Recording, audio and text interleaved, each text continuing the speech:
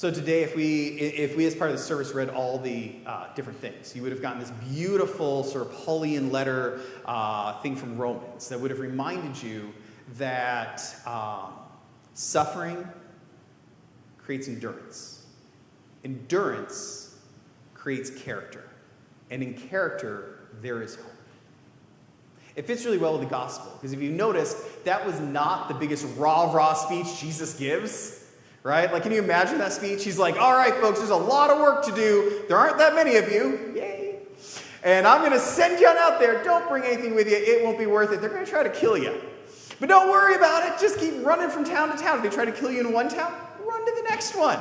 Like, they couldn't come up with that grand idea of run away. Okay? Like, it is this sort of anticlimactic, like, what are you talking about, Jesus speech. Of like, it's going to be hard. It's going to be rough. But here's the deal. If you endure, you'll turn things around. And yeah, there's a lot of work to be done. And yeah, there's not enough hands to do it. And yeah, you're going to worry about saying the right thing, but don't worry. Because it's the Spirit that works through you when you honestly and earnestly endure in the name of Christ. He's sending him out to a really dark and sort of scary world. He's sending him out to a world that he knows those apostles are pretty much not going to survive. He knows what they're up against. He knows what he is up against, right? They're going to hand him over to councils. We're going to hand Jesus over to councils. They're going to flog them. They're going to flog Jesus. They're going to kill them. They're going to end up killing Jesus, right? So he's just as much talking about what is going to happen in his ministry as he is what's going to happen in his apostles' ministries. But he roots them in something. It's not just endurance. It's not just suffering. It's not just character. He reminds them that they're part of this great tradition. This tradition that was before him, that he lives into, right? And it's a tradition that will be after him. It is a statement about what tradition is.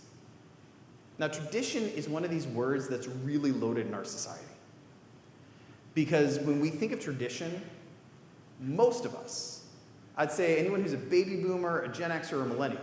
So if you were born 40s through, let's go with early 2000s, you ran into something calling itself tradition that really wasn't. Let me explain.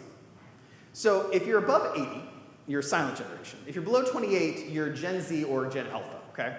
This is important to know because I would contend that those under 28 and those over 80 know a truth that the rest of us in the middle really struggle with.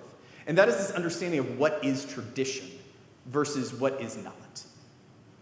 And I'll get to why I think it's these two bookends that get it and the rest of us struggle with it. See, if you go back to the 60s, you had the beginning of marketing, like modern marketing in the world. And everything got marketed. Unfortunately, Christianity did too, right? You had your great revivals. You had your Billy Grahams, then your televangelists, and your mega churches, right? Boom, boom, boom. 60s, 70s, 80s. And what got lost in there is just like everything else, things became trends, right? Your grandma cooked meals that the generations before her cooked. My parents' generation, they're baby boomers, I'm millennial, cooked meals they got off the back of packages. I looked at my grandmother pass down her pancake recipe to me. I was watching Facebook one day, I was flipping through reels, and they said, most ancient English pancake recipe known to man from a book from like 1520. And they started making this recipe for pancakes.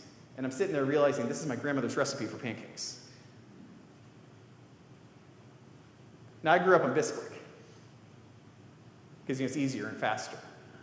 But it was a trend. We've all lived through trend after trend after trend. The egg was the perfect superfood until it was going to kill you, and now it's back to being a perfect superfood again, right? We've lived through bacon being good for you and bad for you and good for you once again. Well, maybe not. But still, I'm pro-bacon. Here's the thing.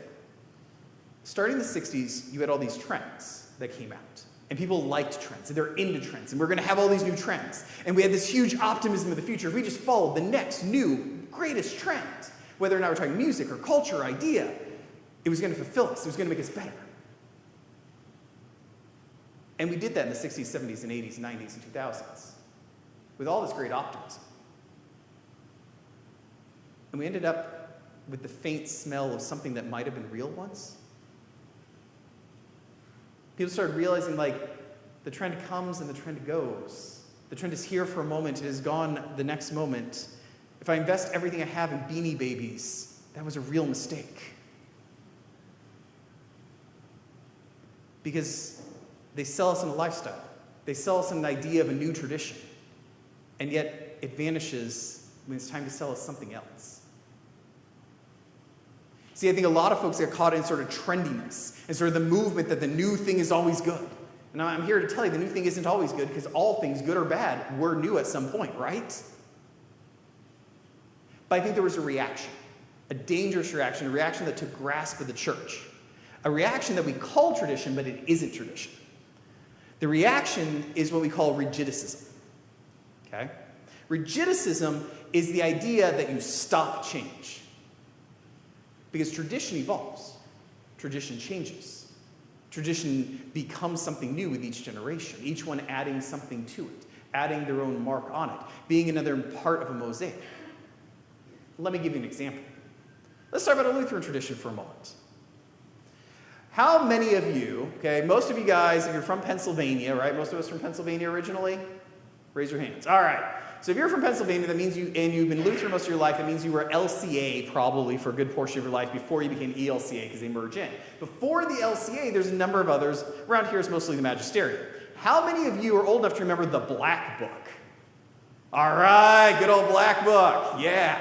So the first hymnal most people who are alive now could possibly remember is going to be this one called the Black Book. It just says hymnal and services. Okay? And it's Black Book. Now that comes out in the 1930s. Okay? And it's the book that most Lutherans around here uses between 1930s and 1950s. Then in 1954, they come out with a new one. The Service Book and Hymnal, the original Red Book. How many of y'all ever done Service Book and Hymnal? All right. Okay? Now that's 30, 40, 50. So 20 years later, they update it. Why do you update it in 20 years? Because you have a new generation coming on. They want to focus in on the silent generation, who at that point is becoming parents, the baby boomers who are just being born, right? And then you have your World War I, World War II generations above them. And so you want to give the silent generation a chance to have sort of their moment in the sun of adding their view of the world. Then you go 20 years later, 1974. Does anyone know what color the next book is? Green, right? We have the Green Book comes out next, LBW. Now the baby boomers, if in 1974, if you're a baby boomer, you are likely, you've gotten married, you might have kids by 1974. If not, if you're in the younger end of the baby boomers, maybe you're just getting into college or getting your first job, but you're becoming an adult. It's now time for you to say, this is where I think the church is going. Let me add our new things, our new perspective.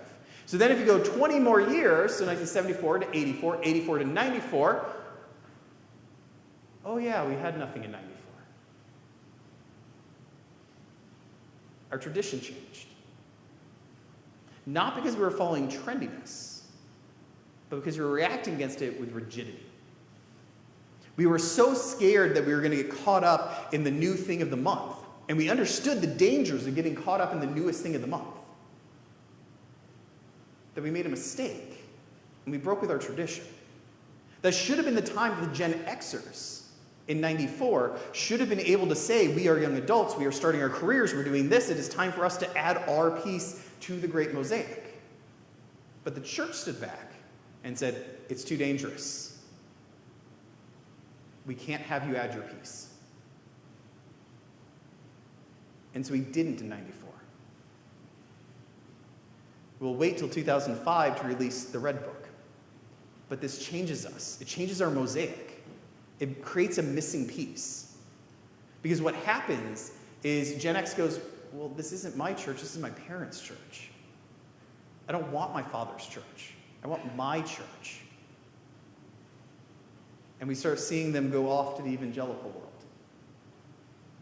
A world more than happy to go ahead and target them. And say, not only will we accept your piece, we'll make everything your piece. It'll be nothing but Gen X 100%. And so they capture the Gen Xers. We lose them.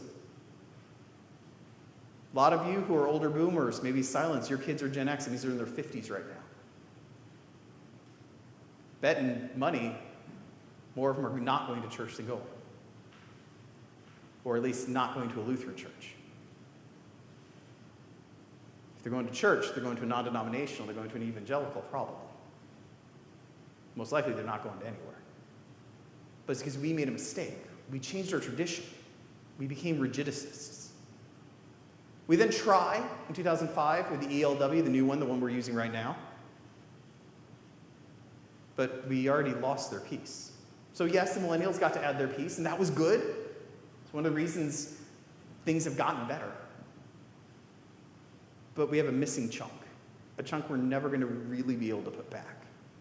And folks, you don't realize we're sitting in 2026. What should we have done last year? A new book. So where's our Gen Z? Because they're the group that should get to say something now. See, the problem that we have, or the problem that we're facing in a lot of churches out there, is people don't understand tradition. The oldest generation, those who are 80 and above, they grew up with tradition. They realized that it was real, it was alive, it moved, it changed. Because they saw it as a child.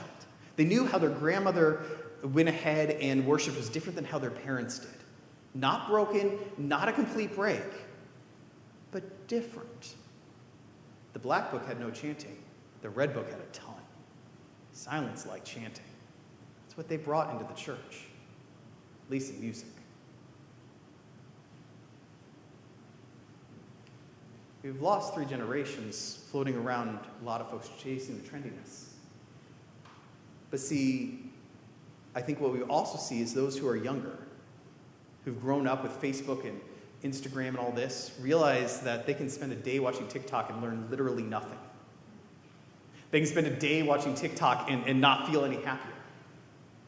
Because it's here and then it's gone, then it's here, then it's gone. It's like eating McDonald's fries and trying to get full.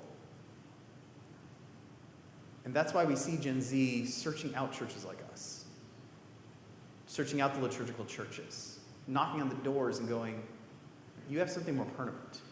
You have something more real. You have something that isn't going to vanish tomorrow because you've had it for 500 years. The question that we have to answer, and I think we do a good job at Nativity, but as a church, like as a denomination, we struggle, which is when they come knocking, do we know our tradition enough? The living, the thriving, the mosaic of generations of tradition. That when they say, so tell me about the last 500 years, we have an answer. An answer beyond, this is how we've always done it, because this is what we did in 1974.